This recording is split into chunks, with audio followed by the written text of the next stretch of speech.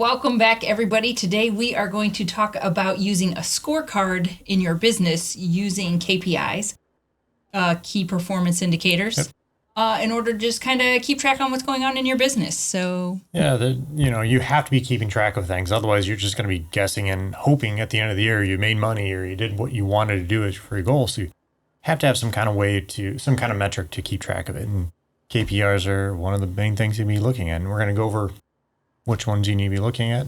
We'll take a deeper dive into that in just one sec. Here's a quick word from our sponsors, and we'll be right back. The only app every landscaper needs. Company Cam makes it dead simple to communicate, document, and problem solve with guys in the field, no matter where you are. Company Cam brings documentation, communication, and liability protection together in one simple, easy-to-use app for you and your entire team. Take unlimited photos and videos, share custom reports, create flawless before and afters, and even communicate and share progress with homeowners with galleries and project timelines, all from your smartphone.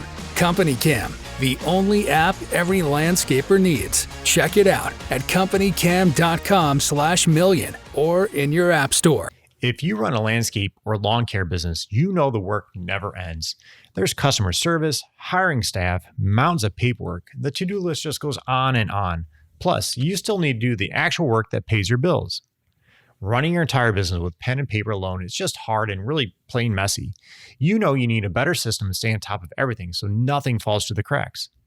Jobber is a mobile and online app that helps keep your business organized and looking more professional than ever. With Jobber, you can quote jobs, schedule your crews, send out invoices, accept payments online, all in one place. You won't know how you ran your business without it. Jobber offers free one-on-one coaching to help get you started, and there's no software experience needed. Get paid on time, go paperless, and impress your customers. Try it for free today at getjobber.com/MDL. This podcast is brought to you by BusyBusy. BusyBusy is so simple to use, and it's the most reliable GPS time tracking app on the market. And the best part is, it was built for landscapers. BusyBusy's founder created BusyBusy because he owns multiple construction companies and needed to understand better which projects were making him money and which projects were killing him. Payroll is the highest variable cost in the project, so you better be tracking it. BusyBusy does this better than anyone else. So download BusyBusy today, and don't forget to mention the $1 Million Landscaper podcast to get 3 free months.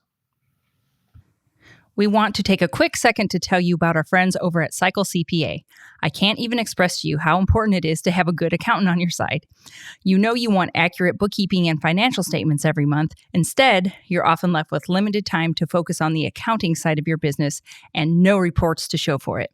At Cycle CPA, the landscaping accountants, they not only handle the bookkeeping, but also provide landscape industry benchmarking, job costing, financials by service line, advisory meetings, and much more.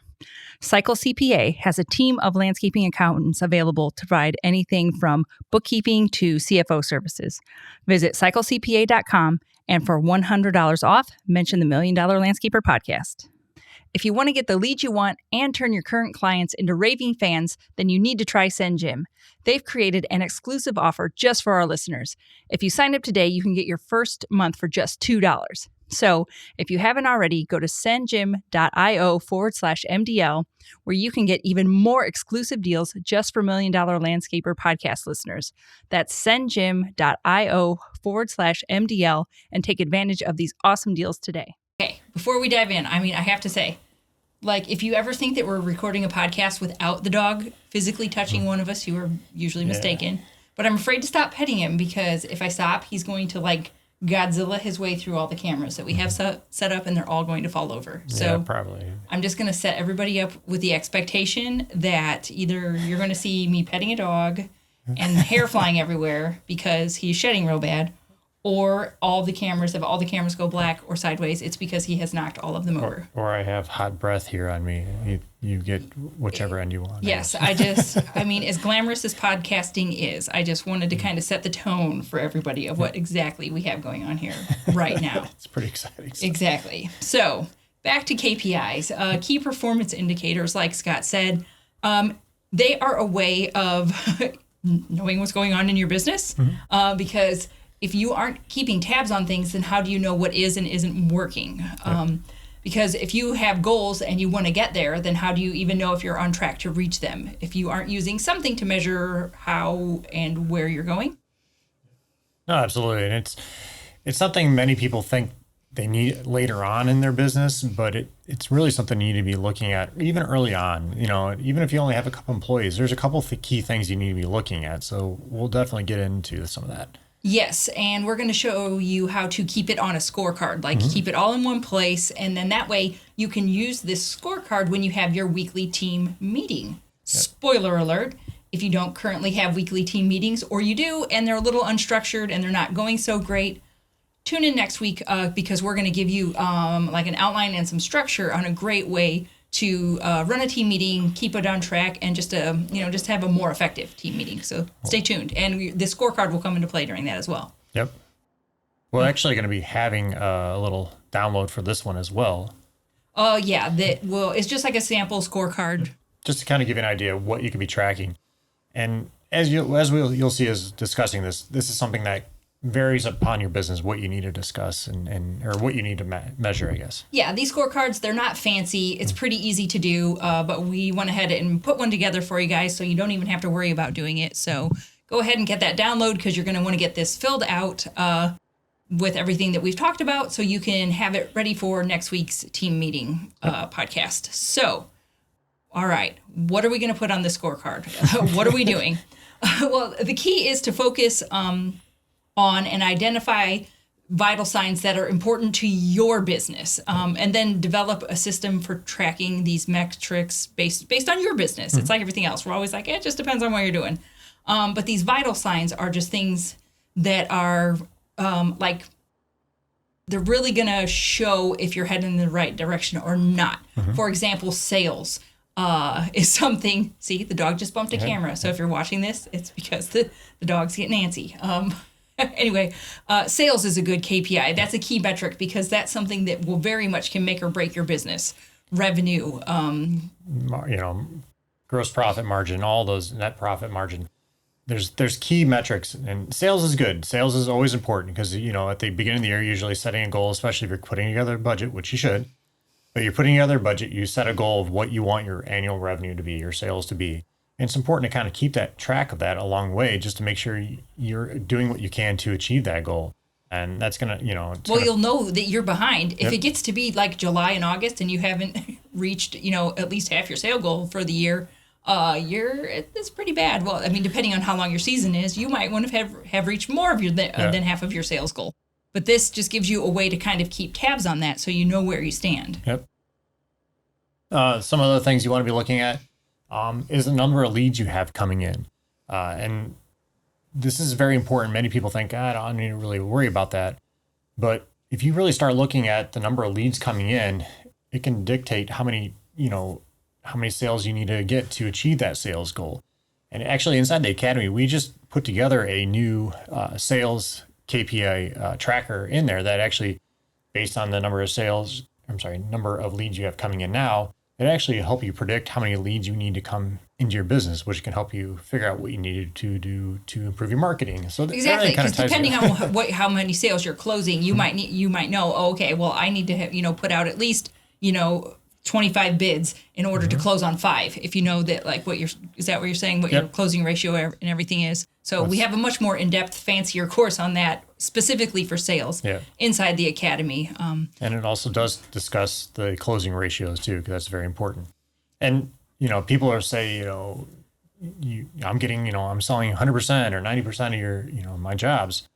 Well, that might be an indicator you might be a little too low in your pricing, because if you're closing 100% of your jobs, you're probably underbidding your jobs. Yeah, well, that's a good thing to look at. Yeah, because you might think that not closing a job is not closing on every single job. You might think of it as a bad thing. But if you are tracking your gross profit, net profit, and your sales, and say that you're tracking your profit and your profit is low, but your closure rate is high, boom, you are not charging enough because you're making sales, but you're not making enough money. Yep. So that's just that's a way to use this scorecard. That's like a way to just look at everything and then make interpretations based on the numbers that are in this scorecard.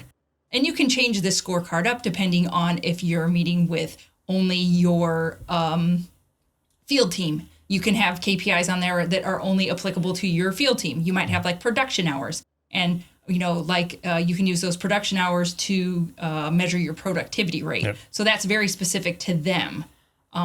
If you have a meeting with only sales staff, you can have some of that sales stuff on there that Scott talked about. Like another one for sales would be your average ticket, average sale. So if you're constantly doing like $10,000, $20,000 sales, and all of a sudden, you or one of your salespeople are just doing like $1,000 sales, it's okay, what's going on? We're not going to be able to meet our revenue goal if our sales are too low. And the other thing too to look at is, if you do lawn treatments, you might have an average ticket size that you're trying to achieve with that.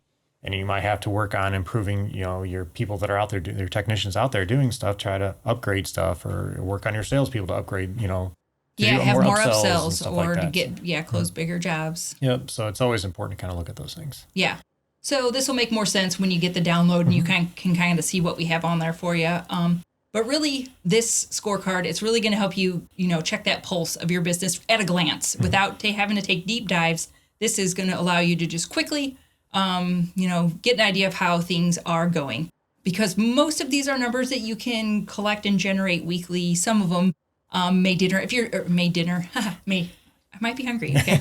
may differ. Like if you have a meeting with your office staff, you might not have to look at all of your accounts payable, accounts receivable every week. That may be something you do monthly. It's up to you. Yeah. And on that point, it depends on what you need to at that point. If you have an issue with your accounts receivable, not, then you want to do it weekly. Then you want to do it more. If you are usually staying up to date on your accounts receivable, then it might be something you may not need to track. Like Katie said, it could be every month. This is all going to be something that you can kind of play with and just find out what's comfortable for you. Work, play with it, put things in, take things out, but just, feel it out a little bit and see what's going to work well for you and your business. Yep. And we're not trying to give you more work to do with this, because one of the good things about this is if you have somebody in the business that is already responsible for that KPI, they're the one that can go ahead and update the scorecard. Yeah. Like if you have sales staff, then they can be the one that updates the scorecard with the closing ratio or what the sales were for the week. If you have a foreman, they can write down what the productivity was. You don't have to be the one doing all of this. Yeah, and there's a lot of software out there now that if you're using in the softwares, a lot of them have that stuff built in. It just might be a matter of you going and figuring out where you need to get it.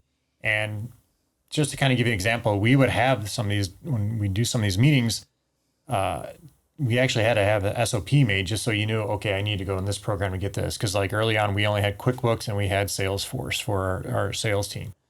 And there are two separate programs initially when we had it.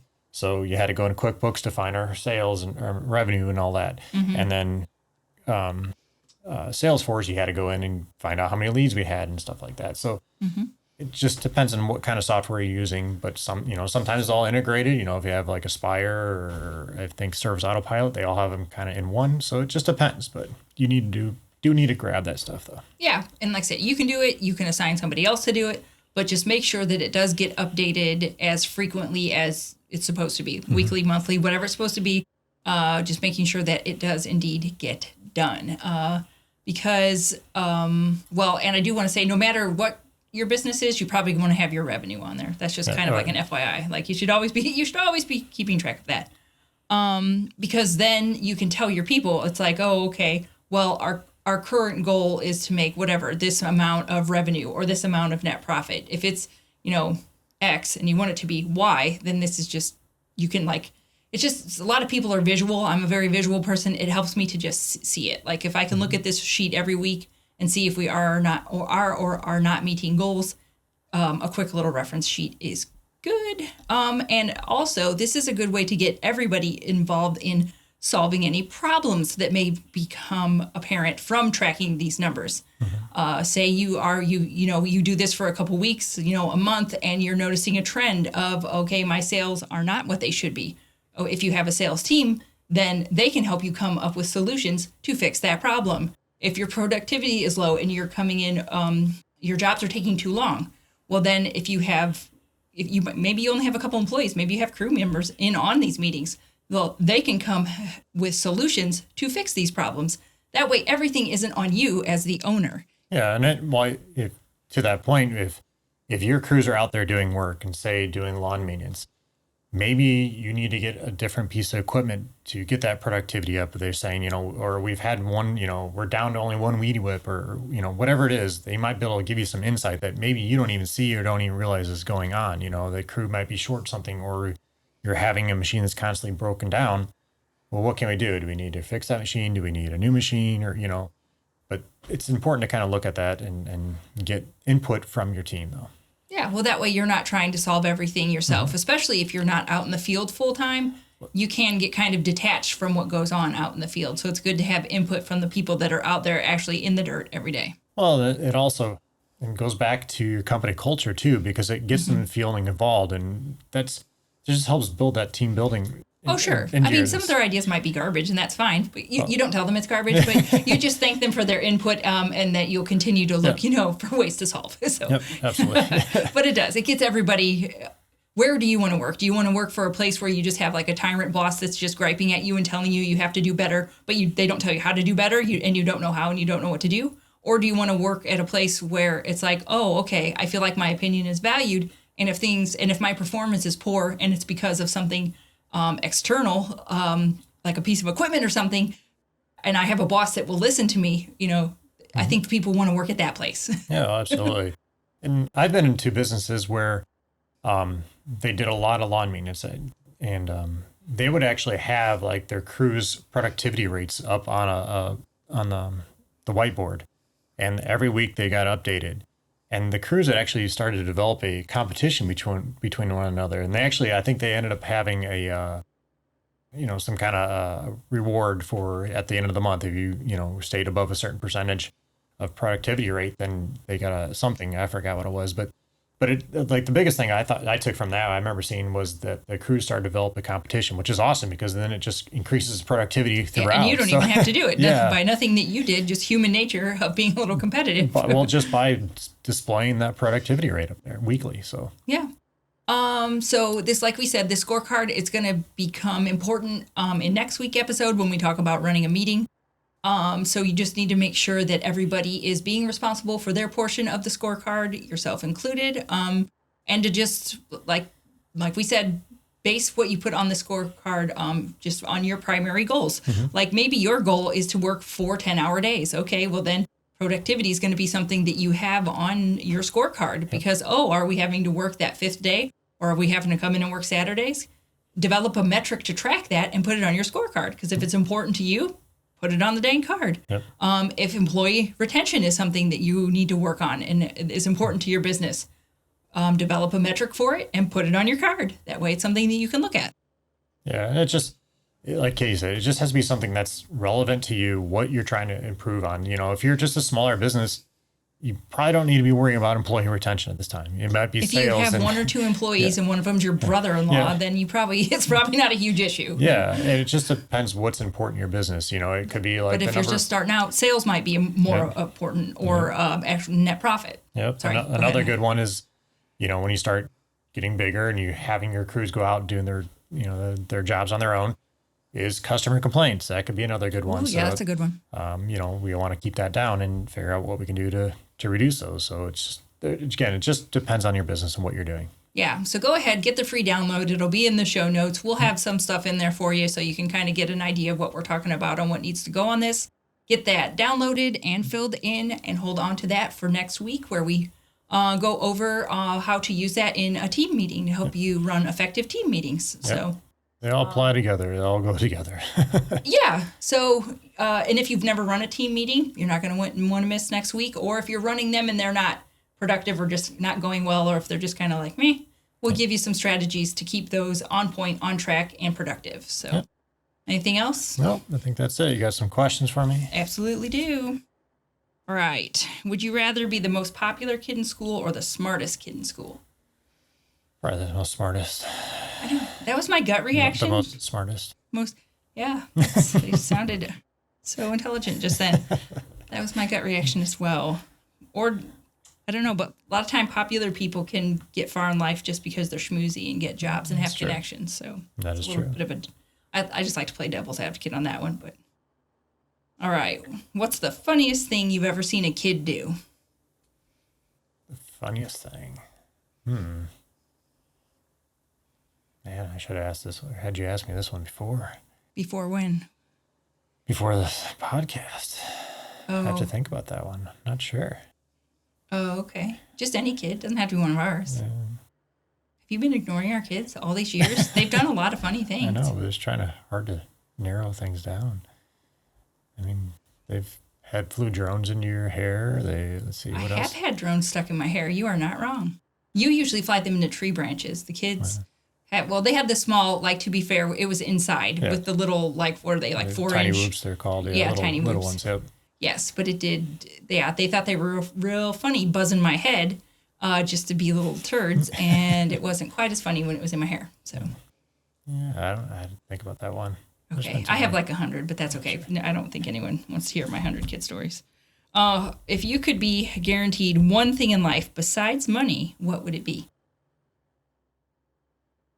I think it would be for my family to be taken care of and not have to worry about anything, money, Well, so whatever. besides money. Or, well, just so they're happy and taken care of and do what they want. It's a good answer. That's so kind of you. Thank you. So, all right. On that note, don't forget to download your free scorecard, get it filled out and put together, and hang on to it for next week's episode where we go over how to run an effective team meeting. Yep. And if you're looking to get some of these more of these scorecards and KPIs and sales trackers like we have in the academy, check out the Million Hour Academy today. Well, yeah, if you think our free stuff is great, the stuff we've got in the academy is even better. Yep. So definitely check it out. It's Million Hour Academy or millionhourlandscaper.com/academy. So check it out. All right. We will see you next week. Team meetings. Bye.